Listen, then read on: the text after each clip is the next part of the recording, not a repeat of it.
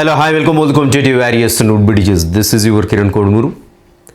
Yes, APDSC ఎవరైతే school assistant biology prepare అవుతున్నారో వారికి 1820 ఛాలెంజ్ అండి. 1820 ఛాలెంజ్ ఏంటి అంటే మనకు ఏదైతే మనం టెక్స్ట్ బుక్ రీడింగ్ ఛాలెంజ్ అనుకుంటున్నామో దీంట్లో భాగంగా నేను మధ్యలో మీ యొక్క ప్రిపరేషన్ ఎలా ఉంది ఏం సంగతి అనేది టెస్ట్ చేయడం గురించి ఒక చిన్న టెస్ట్ అయితే పెడతాను. దాంట్లో కంప్లీట్గా 20 క్వశ్చన్స్ ఉంటాయి అండ్ 18 చేస్తే you are perfect. Textbook మీరు పర్ఫెక్ట్గా ఉన్నారు. లేదు 18 కంటే తగ్గాయి మీ స్కోర్ అనుకోండి, డెఫినెట్గా you are not perfect in textbook. So కాబట్టి టెక్స్ట్ బుక్ని ఛాలెంజ్గా తీసుకొని చదవడం అనేది స్టార్ట్ చేయండి. అలాగే అంటే ఛాలెంజ్ లాగానే ఉండాలి ఎప్పుడైనా. సో 20కి 20 తెచ్చుకోవడానికి అయితే ప్రయత్నించండి. సో ఆల్రెడీ ఎవరైతే టెస్ట్ ఆల్రెడీ చేస్తుంటారు కొంతమంది నాకు తెలిసి, సో వాళ్ళు కాకుండా ఎవరైతే ఫస్ట్ టైం ఈ టెస్ట్ చేస్తున్నారో డెఫినెట్గా మీ యొక్క టెక్స్ట్ బుక్ ఏ విధంగా చదివారు అనేది ఛాలెంజ్ లాగా తీసుకొని ఒక్కసారి చూడండి. రైట్, మా టాపిక్ వచ్చేసి ఏంటంటే 10th క్లాస్లో ఉండేటువంటి 8th యూనిట్ అయినటువంటి హెరిడిటీ లేదంటే ఆనువంశికత. సో బోత్ ఇక్కడ మనకి తెలంగాణ వారికి యూజ్ అవుతుంది, అదేవిధంగా ఏపీ వాళ్ళకు కూడా యూజ్ అవుతుంది. ఓల్డ్ టెక్స్ట్ బుక్లో ఉండి సో ఆనువంశికత అనేటువంటి లెసన్ అనమాట. దీంట్లో ఉండేటువంటి క్వశ్చన్స్ చూద్దామండి, 20 questions. And here is the first question.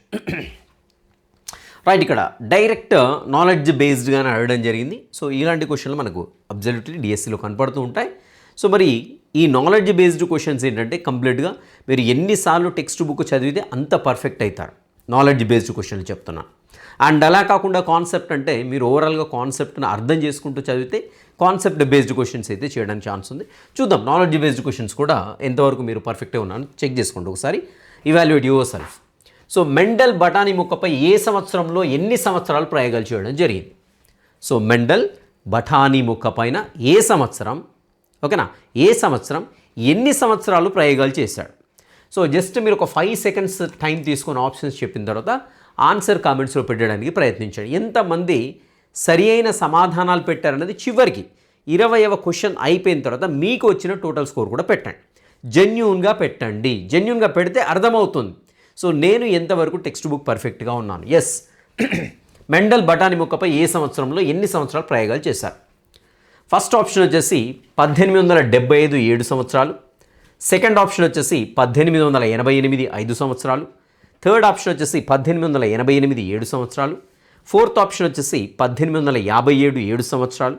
Fifth option వచ్చేసి 1875 5 సంవత్సరాలు. సో మన టెస్ట్ సిరీస్లో ఉండే క్వశ్చన్లు అన్నీ కూడా ఇలాగే ఉంటాయండి. సో మోర్ దెన్ 5 ఆప్షన్సే ఉంటాయి. ఎందుకంటే లాస్ట్ డిఎస్సిలో చూస్తే కొన్నిసార్లు ఆప్షన్స్ 9 ఆప్షన్లు కూడా ఇచ్చాడు. కాబట్టి 5 అనేది పెద్ద మ్యాటరే కాదు అది. రైట్, సో దీంట్లో సరి అయిన సమాధానం ఎన్నుకోవడానికి అయితే ప్రయత్నించండి. సో జస్ట్ 5 seconds మాత్రమే టైం. 5 secondsలో సరి అయిన సమాధానం ట్రై చేయండి. సో మీరు ఏదైతే ఆన్సర్ పెడతారో పక్కన మీరు రైటా తప్ప దాని మార్క్ అనేది నేను చెప్పిన తర్వాత ఆన్సర్ చెప్పిన తర్వాత మీరు దాన్ని అలాట్ చేసేసుకోండి. రైట్, మెండల్ బఠానీ మొక్కపై ఏ సంవత్సరంలో ఎన్ని సంవత్సరాలు ప్రయోగాలు చేశారని చూసినట్లయితే ఇక్కడ మెండల్ బఠానీ మొక్క పైన 1857వ సంవత్సరంలో ప్రయోగాలు చేయడం జరిగింది. కంటిన్యూస్గా 7 సంవత్సరాలు తన యొక్క ప్రయోగాలు నిర్వహించడం జరిగింది. సో ఇది దీని యొక్క ఆన్సర్ అండి, 1857. అండ్ అదేవిధంగా కంప్లీట్గా బఠానీ మొక్క పైన 7 సంవత్సరాలు అనేక తరాల మొక్కలపైన పరిశోధనలు చేయడం జరిగింది. సో ఇక్కడ ఆప్షన్ వచ్చేసి ఇది రైట్ ఆన్సర్ అవుతుందండి, 1857, అదేవిధంగా 7 సంవత్సరాలు. Right, purely knowledge based question అండి. అండ్ ఇక్కడ చూసినట్లయితే బఠానీ మొక్కలో బహిర్గత లక్షణాలను గుర్తించండి. సో మరి బఠానీ మొక్కలో 7 వ్యతిరేకమైన లక్షణాలు తీసుకొని మెండల్ అనేక రకాల ప్రయోగాలు చేసి 3 రకాల అనువంశికత సూత్రాల్ని ప్రతిపాదించడం జరిగింది, మనకు తెలిసినటువంటి విషయం.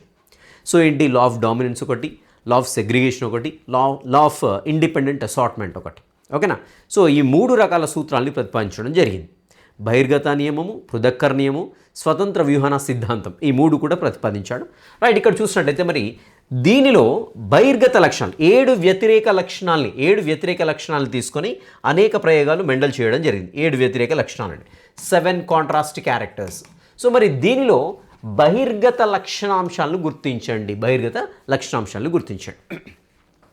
రైట్, పుష్పం స్థానం శిఖరస్థం, కాయ రంగు ఆకుపచ్చ, ఉదా రంగు పుష్పం. సో ఇవి 3 కాకుండా చూడండి ఒకసారి గుర్తుపెట్టుకోండి.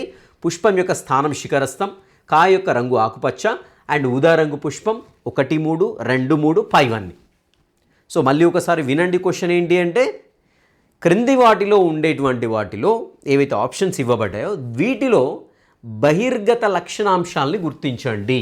ఉదారంగు పుష్పం, నెక్స్ట్ వచ్చేసి కాయరంగు ఆకుపచ్చ, పుష్పం స్థానం శిఖరస్థం, 1, 3, 2, 3 పైవన్నీ. రైట్, ఒక 5 సెకండ్స్ మాత్రమే టైం తీసుకోండి. 5 సెకండ్స్ టైం తీసుకొని దీంట్లో సరైన సమాధానం అయితే పెట్టడానికి ప్రయత్నించండి. రైట్, 7 వ్యతిరేకమైనటువంటి లక్షణాల్లో బహిర్గత లక్షణాంశాలు కొన్ని ఉంటాయి, అదేవిధంగా అంతర్గత లక్షణాలు కొన్ని ఉంటాయి. చూద్దాం ఇక్కడ. రైట్, పుష్పం యొక్క స్థానం అనేది బహిర్గత లక్షణమా అంతర్గత లక్షణం అని చూసినట్లయితే పుష్పం యొక్క స్థానం ఇది మొక్క అనుకున్నట్లయితే సాధారణంగా ఇక్కడ పుష్పం ఉంటే ఇదేమంటామంటే శిఖరస్థం అంటాం. సో అలా కాకుండా గ్రీవస్థం అని ఎప్పుడు అంటామంటే ఇలా మొక్క ఉన్నప్పుడు ఇక్కడ సైడ్కి మనకు పుష్పం వస్తుందండి. చాలా క్లియర్ కట్గా టెక్స్ట్ బుక్లో మీకు ఇలాంటి పిక్చర్ ఇచ్చాడు, గమనించండి. సో ఎప్పుడైనా గ్రీవస్థం అనేటువంటిది ఏదైతే ఉందో ఇది మాత్రం బహిర్గతం, ఇది శిఖరస్థం ఏదైతే ఉందో ఇది అంతర్గత లక్షణం. సో కాబట్టి ఇది బహిర్గత లక్షణాంశం కాదు.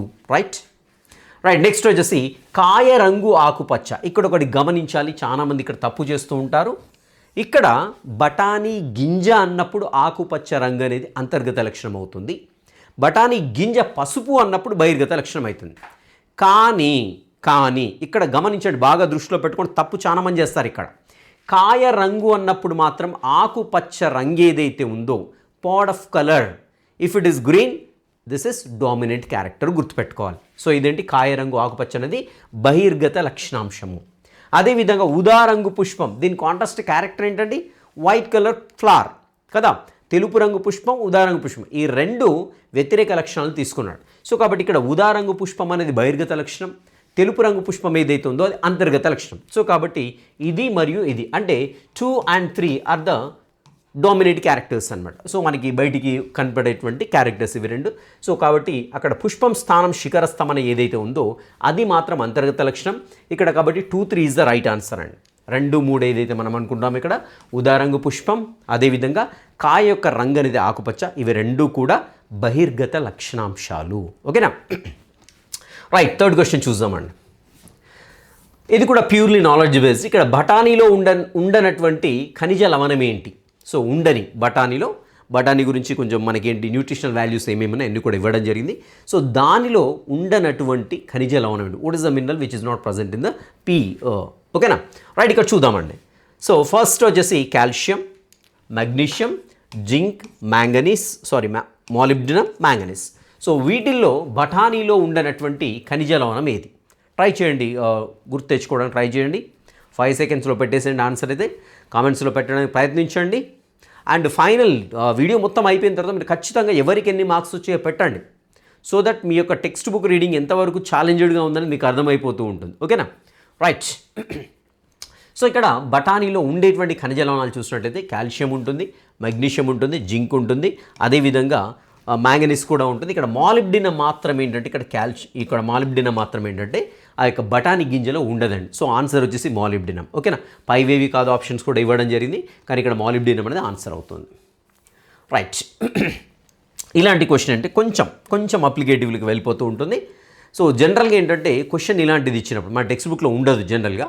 సో ఇలాంటి క్వశ్చన్ ఇచ్చినప్పుడు డెఫినెట్గా మళ్ళీ కూడా చెప్తున్నాను, అనువంశికతకు సంబంధించినటువంటి ఏదైనా ఇలాంటి క్వశ్చన్ అడిగినప్పుడు డెఫినెట్గా మీరు అక్కడ ఒకటి చిన్న చార్ట్ లాగానో డయాగ్రమెటికల్ రిప్రజెంటేషన్ చేసుకొని దాంట్లో పర్సంటేజ్ చూసి వేసి ఆన్సర్ పెట్టేసేయండి. రైట్, ఇక్కడ చూద్దామండి. శుద్ధ పసుపు రంగు విత్తనాలు, శుద్ధ ఆకుపచ్చ రంగు విత్తనాల మధ్య సంకరీకరణం జరిపినప్పుడు ఏర్పడేటువంటి తరంలో ఆకుపచ్చ రంగు గింజలను ఇవ్వని మొక్కల శాతం గుర్తుపెట్టుకోండి. ఇవ్వనటువంటి మొక్కల శాతంగా అడగడం జరిగింది. ఆకుపచ్చని రంగు గింజలను ఇవ్వని మొక్కల శాతం. రైట్, ఇక్కడ మీకు ఆప్షన్స్ వచ్చేసి 25%, 50%, 75%, 100%, 0%. సో మీకు క్వశ్చన్ ఇలాంటి దీనికి సంబంధించింది ఎక్కడ కూడా టెక్స్ట్ బుక్లో ఉండదండి. జస్ట్ మీరు ఆ కాన్సెప్ట్ని ఎంతవరకు అర్థం చేసుకున్నారు, ఎంతవరకు అప్లై చేస్తున్నారు దానిని బట్టే మీరు ఇక్కడ ఆన్సర్ పెట్టాల్సి ఉంటుంది. రైట్, 25%, 50%, 75%, 100%, 0%. సో దీని యొక్క ఆన్సర్ అయితే పెట్టడానికి ప్రయత్నించండి. అండ్ మోర్ ఎవర్ ఈ యొక్క పీడిఎఫ్ ఏది ఉందో డిస్క్రిప్షన్లో పెడతాను, ఫ్రీగానే డౌన్లోడ్ చేసుకోండి. అండ్ మీకు ఓపిక ఉంటే ఇప్పుడు రన్నింగ్లోనే రాసేసుకోవచ్చు, ఇఫ్ నాట్ లేదంటే ప్రింట్ తీసేసుకోవచ్చు అండి. రైట్, 25%, 50%, 75%, 100%. రైట్, ఇక్కడ ఫస్ట్ మనము దీనికి ఆన్సర్ చేసే కంటే ముందు ఒక్కసారి మనము వేసుకోవడానికి ట్రై చేద్దామండి. ఓకేనా. శుద్ధ పసుపు రంగు విత్తనాలు అంటే క్యాపిటల్ వై ఉంటుంది కదా. రైట్, శుద్ధ ఆకుపచ్చ రంగు విత్తనాలు అంటే స్మాల్ వై ఉంటుంది. ఓకే, అండ్ ఇక్కడ నుండి చూద్దాం. ఇక్కడ ఒకే రకమైనటువంటి జన్యువులు ఉన్నాయి, ఇక్కడ ఒకే రకమైనటువంటి ఎలెల్స్ ఉన్నాయి. సో కాబట్టి ఏర్పడేటువంటి గ్యామెట్స్ ఏవైతున్నాయో ఒకే రకమైనటువంటి ఎలెల్ని కలిగినటువంటి గ్యామెట్స్, అంటే ఒకే రకమైనటువంటి గ్యామెట్స్ ఫామ్ అవుతాయి. సో అయినప్పటికీ కూడా మన 100% రావాలి కాబట్టి 25% తీసుకుందాం. కాబట్టి ఇక్కడ క్యాపిటల్ వై, సో ఇక్కడ క్యాపిటల్ వై అంటే 2 గ్యామెట్స్ని తీసుకుంటున్నాం. ఏ ఒక్కటి తీసుకున్నా పర్వాలేదు, లేదంటే 2 అయినా తీసుకుందాం. సో 2 తీసుకుంటే కన్ఫ్యూజన్ లేకుండా ఉంటుంది. ఇక్కడ స్మాల్ వై ఒక గ్యామెట్ ఫామ్ అవుతుంది, అండ్ స్మాల్ వై జీన్ తోటి ఇంకో గ్యామెట్ అనేది ఫామ్ అవుతుంటుంది. రైట్, ఇక్కడ వరకు గ్యామెట్స్ అనేవి ఫామ్ అయిపోయాయి. రైట్, ఇక్కడ చూద్దామండి. ఫస్ట్ వచ్చేసి ఇది దీనితోటి, అండ్ నెక్స్ట్ ఇది దీనితోటి, అండ్ నెక్స్ట్ వచ్చేసి మనకి ఇది దీనితోటి, అండ్ అదేవిధంగా ఇది దీనితోటి. ఆ 2 కూడా మనకి ఏంటంటే ఫ్యూజ్ అయిపోతాయి. ఫ్యూజ్ అయిపోయిన తర్వాత ఇక్కడ ఫస్ట్ చూద్దామండి. ఇక్కడ నుంచి చూద్దాం బ్లూ కలర్తో, సరే ఓకే, రెడ్ పెన్ తోటి వేద్దామా. రైట్, ఇక్కడ క్యాపిటల్ వై స్మాల్ వై, ఒకటి వచ్చేసి క్యాపిటల్ వై స్మాల్ వై, రెండోది అగైన్ మళ్ళీ క్యాపిటల్ వై స్మాల్ వై. ఓకేనా, అండ్ ఇక్కడ చూద్దాము. నెక్స్ట్ వచ్చేసి again capital Y small Y. ఓకేనా, again capital Y small Y, ఇలా వచ్చేసింది. రైట్, ఇక్కడ చూద్దాం. ఇప్పుడు ఇక్కడ ఏర్పడినటువంటి జనరేషన్, నెక్స్ట్ జనరేషన్ ఏదైతే ఉందో దీనిలో మనకి ఎన్ని శాతం ఒకసారి చూసినట్టయితే మనకి అన్నీ కూడా కంప్లీట్గా ఎల్లో ఉంటాయండి. అన్నీ కూడా కంప్లీట్గా ఎల్లో ఉంటాయి. ఏ ఒక్కటి కూడా ఆకుపచ్చ రంగులో ఉండదు. సో కాబట్టి తర్వాత ఏర్పడేటువంటి జనరేషన్లో ఏర్పడేటువంటి పసుపు రంగు కానటువంటి, ఇక్కడ ఒకసారి గుర్తుపెట్టుకోండి, ఇక్కడ ఆకుపచ్చ రంగు గింజలను ఇవ్వని మొక్కల శాతం. గమనించాలి, క్వశ్చన్ని కొంచెం కూడా కన్ఫ్యూజ్ కావద్దు, పూర్తిగా అర్థం చేసుకుంటేనే దానికి ఆన్సర్ చేయడానికి వీలవుతుంది. ఆకుపచ్చ రంగు గింజలను ఇవ్వని మొక్కల శాతం అంటే పసుపు రంగు గింజలు ఇచ్చేటువంటి మొక్కల శాతం అడిగాం. సో కాబట్టి ఇక్కడ ఆన్సర్ ఏమవుతుందండి, మొత్తం 100% మొక్కలు వచ్చేసి మనకి ఏంటంటే మొత్తం కూడా ఎల్లో సీడ్స్నే ఇస్తూ ఉంటాయి. సో దీని యొక్క ఆన్సర్ ఏమవుతుందండి, 100% అవుతూ ఉంటుంది. ఇక్కడ ఎస్ మీకు బాగానే ఉంది, కాన్సెప్ట్ ఎవ్రీథింగ్ కూడా బాగానే ఉంది. కానీ ఒకవేళ ఇక్కడ అర్థం చేసుకునే దగ్గర ఏమైనా పొరపాటు పడ్డారనుకోండి 100% తప్పెట్టేస్తారు. ఓకేనా. సో కాబట్టి క్వశ్చన్ని చాలా ప్రాపర్గా అదిగా చదివితేనే మనం దానికి ప్రాపర్ ఆన్సర్ చేయగలుగుతాం. నెక్స్ట్, 2 విషమయుగ్మజ పసుపు రంగు గింజలను గుర్తుపెట్టుకోండి. 2 విషమయుగ్మజ పసుపు రంగు గిన్నెలను ఇచ్చేటువంటి బఠానీ మొక్కల మధ్య సంకరణం చేసినప్పుడు ఏర్పడేటువంటి గింజలలో విషమయుగ్మజ పసుపు గింజల శాతం ఎంత? దీన్ని కూడా డెఫినెట్గా నేను చెప్పాను. మళ్ళీ కూడా ఇలాంటివి వస్తే ఖచ్చితంగా చార్ట్ వేసుకోవడానికి ప్రయత్నించండి. ఎందుకంటే లాస్ట్ డేస్లో క్వశ్చన్ అడిగాడు, ఇలా చాలామంది తప్పు చేశారు. ఆ పని చేయకండి. 2 విషమయుగ్మజ పసుపు గింజలు అంటే ఫస్ట్ విషమయుగ్మజ పసుపు గింజలు వేసుకోండి. సో ఇది విషమయుగ్మజ పసుపు గింజ. ఓకేనా. సమయుగ్మజ పసుపు గింజ అంటే ఏంటి, 2 కూడా క్యాపిటల్ వైస్ ఉంటాయి. ఓకేనా. అండ్ నెక్స్ట్ వచ్చేసి ఇది మరియు ఇంకోటి ఏంటంటే మళ్ళీ విషమయుగ్మజ పసుపు రంగు మొక్కనే. రైట్, దీని నుండి ఏమొస్తుంది గ్యామెట్, క్యాపిటల్ వై వస్తుంది. అండ్ దీని నుండి ఏమొస్తుంది, స్మాల్ వై వస్తుంది. 2 గ్యామెట్స్ వచ్చాయి, 2 టైప్స్ ఆఫ్ గ్యామెట్స్ ఫామ్ అవుతాయి. ఇక్కడ క్యాపిటల్ వై, అదేవిధంగా ఇక్కడ స్మాల్ వై ఫామ్ అయిపోయింది. Okay right. సో ఇప్పుడు ఇక్కడ మనకి ఏమవుతుంది, క్రాసింగ్ అయితే ఇప్పుడు చూడండి ఇక్కడ మనకి ఏం ఫామ్ అవుతుందని చూసినట్టయితే క్యాపిటల్ వై అంటే శుద్ధ పసుపు రంగు గింజ ఇక్కడ. ఓకేనా. Next capital Y small Y, next వచ్చేసి small Y capital Y. Okay, and next వచ్చేసి స్మాల్ వై. రైట్, ఇక్కడ చూద్దాము. ఇది శుద్ధ ఆకుపచ్చ, ఇది శుద్ధ పసుపు, ఇది వచ్చేసి ఏంటంటే మనకి ఏమంటాము అంతర్గత ఇదేంటి ఏమంటాం, విషమయుగ్మజ పసుపు అంటాం. ఇది సంయుగ్మజ పసుపు, ఇది విషమయుగ్మజ పసుపు, ఇది కూడా విషమయుగ్మజ పసుపు, ఇది వచ్చేసి సంయుగ్మజ ఆకుపచ్చ అంటే ప్యూర్ గ్రీన్ అనమాట. ఇక్కడ క్వశ్చన్ ఏంటి, ఇప్పుడు ఇక్కడ 2 విషమయుగ్మజ పసుపు గింజలు ఇచ్చేటువంటి బఠానీ మొక్కల మధ్య సంకరణం చేసినప్పుడు ఏర్పడేటువంటి గింజలలో విషమయుగ్మజ పసుపు గింజల శాతం ఎంత? ఇవి 2 కదా విషమయుగ్మ పసుపు గింజలు అంటే. సో ఒక్కొక్క 25% అయితే ఇవి 2 కలిసి ఏమవుతుంది, మనకి ఆన్సర్ 50% అవుతుంది. గమనించాలి. సో ఆన్సర్ వచ్చేసి ఏమవుతుందండి, ఇది 50% is the right answer. Right, next క్వశ్చన్కి వెళ్ళిపోదాం. మెండల్ యొక్క ఏ అనువంశికత సూత్రం 2 లక్షణాలు తర్వాతి తరానికి ఏ విధంగా చేరుతాయో వివరిస్తూ ఉంటుంది? మెండల్ యొక్క 3 అనువంశికత సూత్రాలు మనకు తెలిసిందే. ఏంటి, బహిర్గత సూత్రం ఒకటి, నెక్స్ట్ వచ్చేసి పృథక్కరణ సూత్రం ఒకటి, నెక్స్ట్ స్వతంత్ర వ్యూహన సిద్ధాంతం, లేదంటే సూత్రంగా చెప్పుకుంటూ ఉంటాం. రైట్, ఇక్కడ ఫస్ట్ 2 సూత్రాలు ఏవైతే ఉన్నాయో పూర్తిగా మనకు తెలిసిందే ఏక సంకరణానికి సంబంధించినవి ఉంటాయి. సో 2 లక్షణాలు అన్నప్పుడు లాస్ట్ ప్రిన్సిపల్ ఏది దానికి వెళ్ళిపోతూ ఉంటాం. సో కాబట్టి దీని యొక్క ఆన్సర్ వచ్చేసి ఏమవుతుందండి, పృథక్కరణ సిద్ధాంతం కాదు. ఓకేనా, బహిర్గత సూత్రం కాదు, స్వతంత్ర వ్యూహన సిద్ధాంతం ఏదైతుందో ఇది ఆన్సర్ ఉంది. ఎందుకంటే ఇక్కడ 2 లక్షణాలు అన్నప్పుడు ఇక్కడ ద్విసంకరణాన్ని ఉటంకిస్తూ చెప్పినట్టుగా మనకు అర్థమవుతుంది. ఇక్కడ చూసినట్లయితే స్వతంత్ర వ్యూహన సిద్ధాంతం అనేది కరెక్ట్ ఆన్సర్ అవుతుంది. రైట్, నెక్స్ట్ 1950లో డిఎన్ఏ నిర్మాణంపై పరిశోధనలు చేసిన శాస్త్రవేత్తలు Maurice Wilkins, next Francis Crick, Frederick Chargaff 1, 2 common, అదేవిధంగా నెక్స్ట్ ఆప్షన్స్ 2, 3. రైట్, ట్రై చేయండి దీని ఆన్సర్ పెట్టడానికైతే. దీని యొక్క ఆన్సర్ పెట్టడానికైతే ప్రయత్నించండి. Maurice Wilkins, Francis Crick, Frederick Chargaff 1, 2, 2, 3, 5 అన్ని. 1950లో డిఎన్ఏ నిర్మాణం పైన పరిశోధనలు చేసినటువంటి శాస్త్రవేత్త ఎవరు? రైట్, ఇక్కడ ఒకసారి గమనిద్దాం దీని యొక్క ఆన్సర్ ఏంటి అని చూసినప్పుడు మనకి ఇక్కడ 1950లో డిఎన్ఏ నిర్మాణం పైన ఇద్దరు శాస్త్రవేత్తలు కాదండి 4 శాస్త్రవేత్తలు పరిశోధనలు చేయడం జరిగింది. సో దానిలో భాగంగా మనకి Morris Wilkins, next Francis Crick, next వచ్చేసి వాట్సన్ ఒకరు, వీరితో పాటుగా రోజలిండ్ ఫ్రాంక్లిన్. సో వీళ్ళు 4 శాస్త్రవేత్తలు కూడా డిఎన్ఏ నిర్మాణం పైన పరిశోధనలు చేశారు. సో కాబట్టి దీని యొక్క ఆన్సర్ ఏమవుతుందని చూసినట్లయితే మ్యారిస్ విల్కిన్స్ అదేవిధంగా ఫ్రాన్సిస్ క్రిక్ వీళ్ళిద్దరు అవుతుంది. వీళ్ళిద్దరు ఆప్షన్ ఉంటే మనకి ఎక్కడ ఉందండి, ఇక్కడ చూడండి 1, 2 అనేది ఆప్షన్గా ఇవ్వబడింది. సో కాబట్టి 1, 2 is the right answer. Right, ఎందుకంటే డిఎన్ఏ నిర్మాణం అనే వెంటనే మనకు గుర్తొచ్చేది క్రిక్ అండ్ వాట్సన్ అనుకుంటాం. వీరితో పాటుగా విల్కిన్స్ అదేవిధంగా రోజర్ అండ్ ఫ్రాంక్లిన్ ఇద్దరు కూడా వారితో పాటుగా పరిశోధనలు చేశారు 1950లో, గుర్తుపెట్టుకోవాలి. నెక్స్ట్, లక్షణాలకు కారణమైన జన్యువులు క్రోమోజోమ్స్పై ఉంటాయని కనుగొన్నటువంటి శాస్త్రవేత్త ఎవరు? Next Walter Sutton, John Gregor Mendel, Thomas Hunt. Next వచ్చేసి ఇంకా మీకు ఇలాగే ఆప్షన్స్ కనపడుతూ ఉంటాయి మీకు. Walter Sutton, John Gregor Mendel, Thomas Hunt 1 and 2, 1 and 3, 5 అన్నీ అండి. దీని యొక్క ఆన్సర్ పెట్టడానికి ట్రై చేయండి. సో జన్యువులు క్రోమోజోమ్లపై ఉంటాయని కనుగొన్నటువంటి లేదంటే నిర్ధారించినటువంటి శాస్త్రవేత్తలు Walter Sutton, John Gregor Mendel, Thomas Hunt 1, 2 and 1, 3, అదేవిధంగా 5 అన్నీ. వీటి యొక్క ఆన్సర్ అంటూ పెట్టడానికి అయితే ప్రయత్నించండి. Okay, right.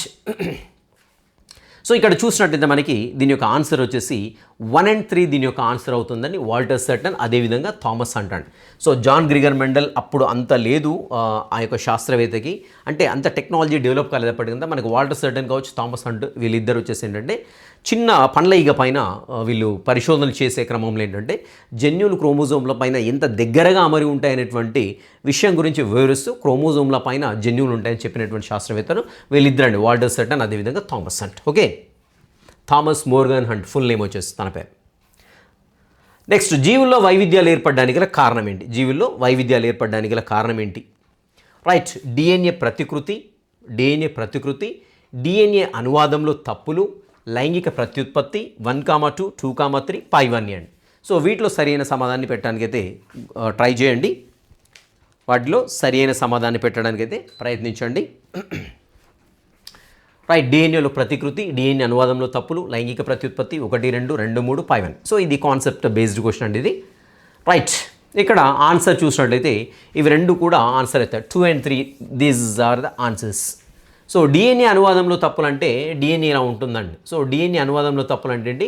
ప్రతికృతి జరిగేటప్పుడు అంటే కాపీ చేసేటప్పుడు రెప్లికేట్ అయ్యేటప్పుడు ఏమవుతుందంటే కొన్ని జీన్స్ షిఫ్ట్ కావడం కానివ్వండి, లేకుంటే కొన్ని అవి ఏమంటాం నైట్రోజన్ బేసెస్ ఎగిరిపోవడం కానివ్వండి, కొత్త యాడ్ కావడం కానీ జరుగుతుంటాయి.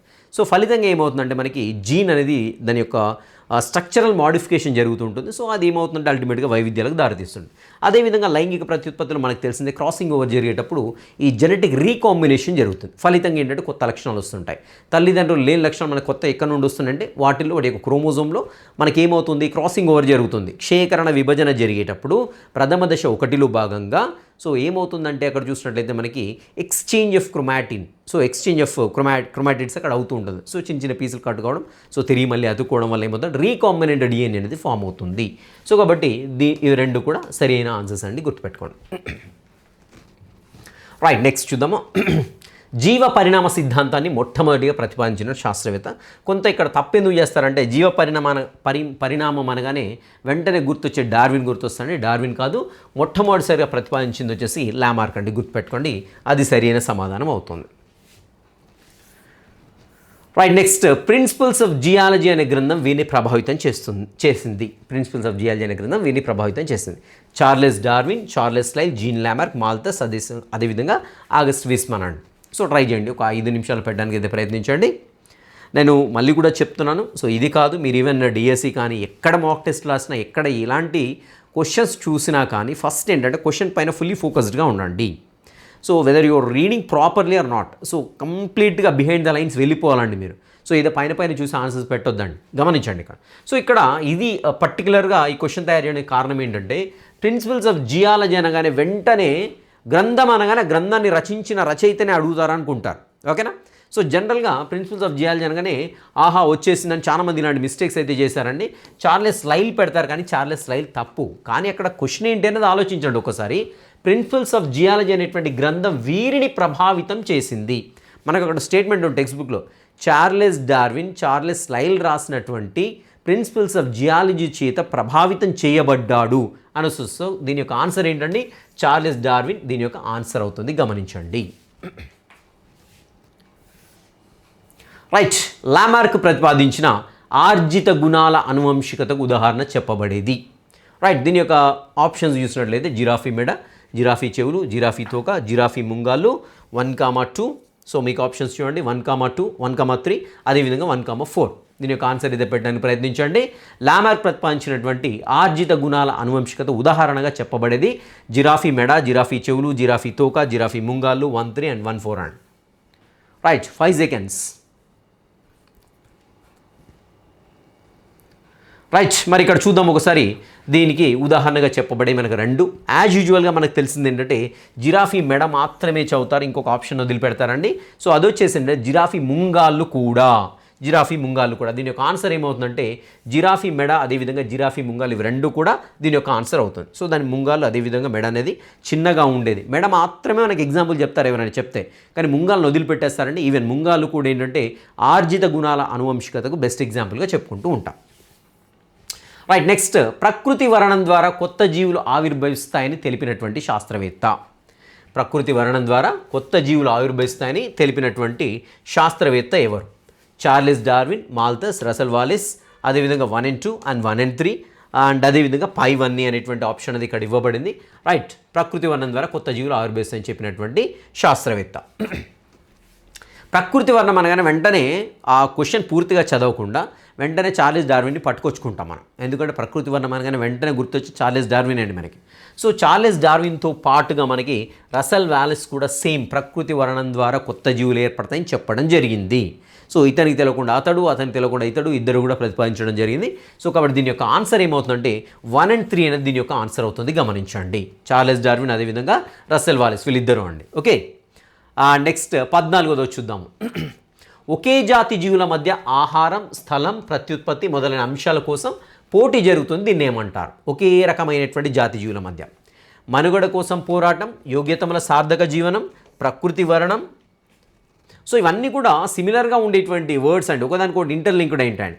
నెక్స్ట్ 1, 2 అదేవిధంగా నెక్స్ట్ వచ్చేసి 1, 2, 3 పైవన్నీ. సో దీని యొక్క ఆన్సర్ అయితే పెట్టడానికి ప్రయత్నించండి. ఒకే రకమైన జాతి జీవుల మధ్య ఆహారం, స్థలం, ప్రత్యుత్పత్తి మొదలైనటువంటి అంశాల కోసం పోటీ జరుగుతుంది. దీన్ని ఏమంటారు? మనుగడ కోసం పోరాటం, యోగ్యతముల సార్థక జీవనం, ప్రకృతి వర్ణం, 1, 2, 2, 3 పైవన్నీ. రైట్. సో ఇక్కడ చూసినట్లయితే ఒకే జాతి జీవుల మధ్య పోరాటం అంటున్నాడు. సో అల్టిమేట్గా ఏమవుతుందంటే ఒకే జాతి జీవుల యొక్క సహచరులు సేమ్ ఉంటాయి, ఆవాసం సేమ్ ఉంటుంది, అదేవిధంగా ఆహారం కూడా సేమ్ అవుతుంది. కాబట్టి వాటిలో అవి ఫైట్ చేసుకుంటాయి. ఇలా ఫైట్ చేసుకోవడాన్ని ఏమంటామంటే మనుగడ కోసం పోరాటంగా చెప్తామండి. సో మనుగడ కోసం పోరాటం చేసుకున్నప్పుడు కొన్ని జీవులు చనిపోతే కొన్ని జీవులు బతుకుతాయి. సో అలా బతికి జీవనం కొనసాగించడాన్ని ఏమంటామంటే యోగ్యతముల సార్థక జీవనం అంటాం.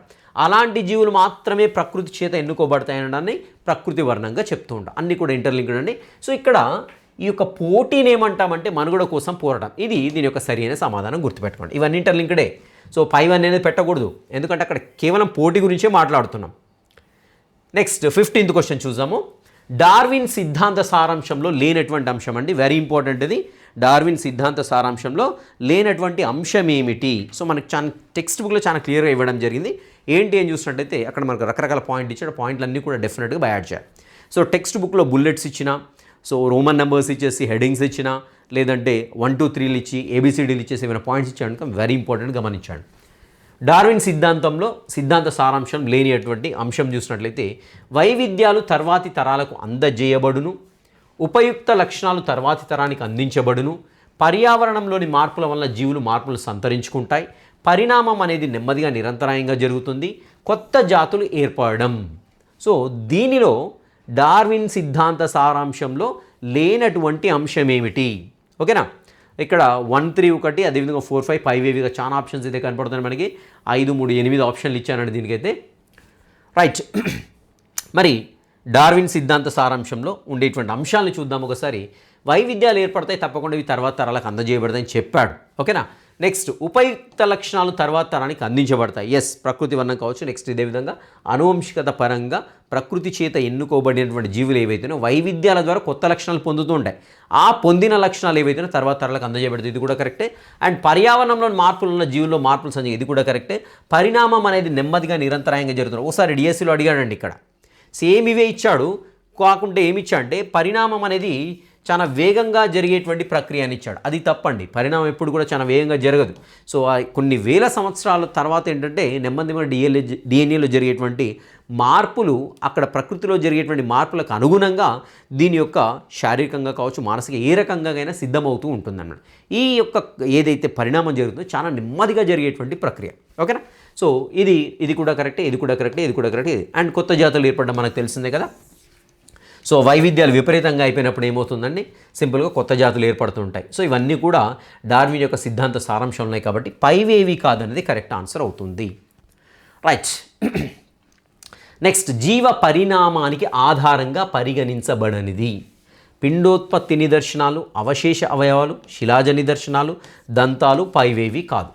జీవ పరిణామానికి ఆధారంగా పరిగణించబడనిది పిండోత్పత్తి నిదర్శనాలు, అవశేష అవయవాలు, శిలాజ నిదర్శనాలు, దంతాలు పైవేవి కాదు.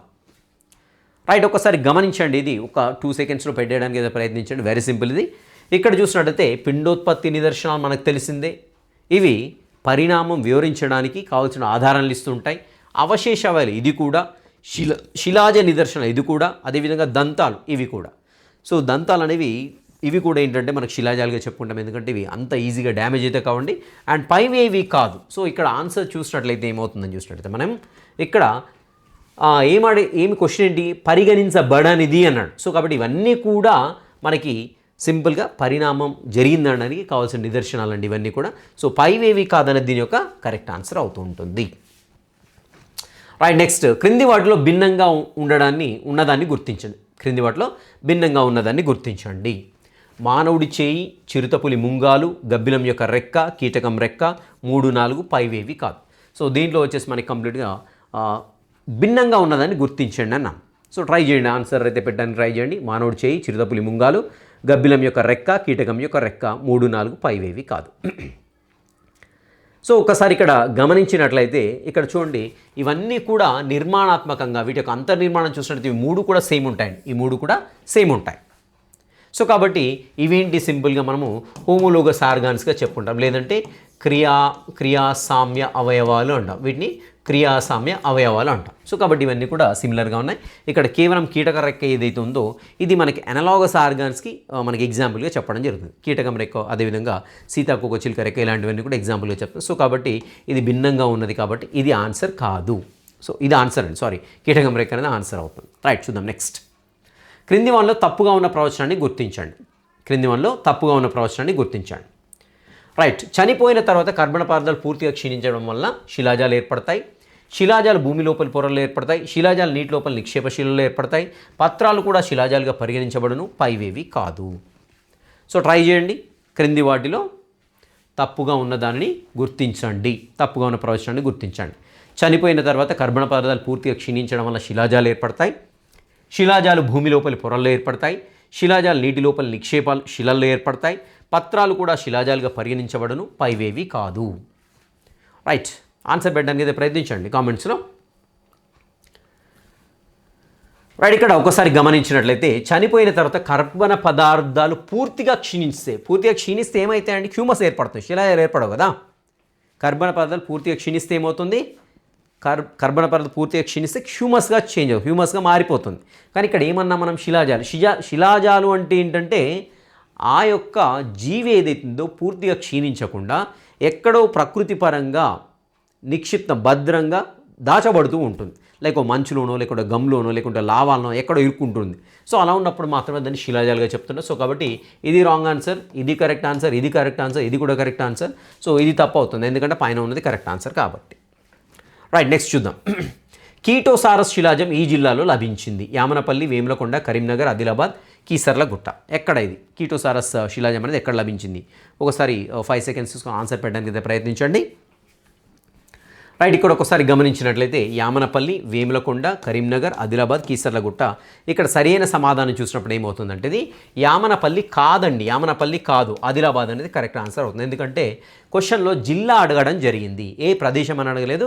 యామనపల్లికి సమీపంలో అని ఇచ్చాడు టెక్స్ట్ బుక్లో, కానీ జిల్లా వచ్చేసి ఆదిలాబాద్ అవుతుంది. కాబట్టి ఇక్కడ ఆదిలాబాద్ కరెక్ట్ ఆన్సర్ అవుతుంది. ఒకవేళ మనకు ఆప్షన్స్లో ఆదిలాబాద్ లేకుండా ఇక్కడ పైవేవి కాదన్నప్పుడు యామనపల్లి కాదు, ఎందుకంటే క్వశ్చన్లో జిల్లా అడిగాడు కాబట్టి పైవేవి కాదనేది సరైన సమాధానం అవుతుంది, గమనించాలి. రైట్, నెక్స్ట్ మానవ పరిణామ క్రమం గురించి తప్పుగా ఉండేటువంటి ప్రవచనాన్ని గుర్తించండి. మానవ పరిణామ క్రమం గురించి తప్పుగా ఉండేటువంటి ప్రవచనాన్ని గుర్తించండి. డయాపిథికస్ తర్వాత పరిణామ దశ రామాపిథికస్. మానవుల వలస క్రమం యురేషియా నుండి దక్షిణాసియా వరకు జరిగింది. మానవ వలస క్రమంలో బేరింగ్ జలసంధిని దాటి తూర్పు ఆసియాలను ప్రవేశించారు. మగవారిలో క్షీరగ్రంథుల అవశేష అవయలుగా పరిగణిస్తారు. పైవేవి కాదు. పరిణామ క్రమం గురించి తప్పుగా ఉండేటువంటి ప్రవచనాన్ని గుర్తించడానికి ప్రయత్నించండి. డయాపెథికస్ తర్వాత రామాపిథికస్ అనేది దశ. అండ్ మానవ వలస క్రమం యురేషియా నుండి దక్షిణాసియా వరకు జరిగింది. మానవ వలస క్రమంలో బేరింగ్ జలసంధిని దాటి తూర్పు ఆసియాలను ప్రవేశించారు. మగవారిలో క్షీరగ్రంథులు అవశేష అవయలుగా పరిగణించబడతాయి. ఓకేనా? రైట్, ఒక 5 సెకండ్స్లో ఆన్సర్ పెట్టడానికి ప్రయత్నించండి. రైట్, ఇక్కడ ఇది కరెక్ట్ అండి, అదేవిధంగా ఇది కరెక్టే. అండ్ మానవ వలస క్రమంలో బేరింగ్ జలసంధిని దాటి తూర్పు ఆసియాలో కాదండి, ఇక్కడ ఎక్కడికి వెళ్ళిపోయారని చూసినట్టయితే అమెరికాకు వెళ్ళడం జరిగింది. బేరింగ్ జలసంధిని దాటేసి అమెరికాలో ప్రవేశించడం జరిగింది, కానీ తూర్పు ఆసియాలోని కానీ ఆప్షన్ ఇవ్వడైతే జరిగింది. సో కాబట్టి ఇది రాంగ్ ఆన్సర్, ఇది కరెక్టే. అండ్ పైవేవి కాదు, రాంగ్ ఆన్సర్ ఉంది, ఇది కరెక్ట్ అయిపోయింది కాబట్టి. రైట్, సో ఒకసారి ఫైనల్గా మీరు కామెంట్స్లో పెట్టండి ఎవరైతే ఈ యొక్క టెస్ట్కి అటెండ్ అయ్యారో 1820 ఛాలెంజ్. సో 18 అబోవ్ వస్తే really you are great and you are very perfect in textbook. So no need to go through again deeply, అవసరం లేదండి. ఇంకా మీరు మీ యొక్క ప్రిపరేషన్ ఏ విధంగా అయితే చేస్తారో అలాగే వెళ్ళిపోండి. సో అలాగే చదువుకుంటే సరిపోతుంది. 18 వస్తే చాలా అండి దీంట్లో, నాకు తెలిసి 18 ఇంకా 20 వస్తే అద్భుతం అన్నట్టే. సో బాగా చదివారు, వెరీ పర్ఫెక్ట్ అన్నట్టు. ఓకేనా? ఇలాంటి టెస్టులు ఏమైనా మీకు ఇంకా కావాలి అంటే సో నేను పీడిఎఫ్ అనేది డిస్క్రిప్షన్లో పెడతాను, డౌన్లోడ్ చేసుకోండి. అండ్ వీలైతే రాసేసుకోండి.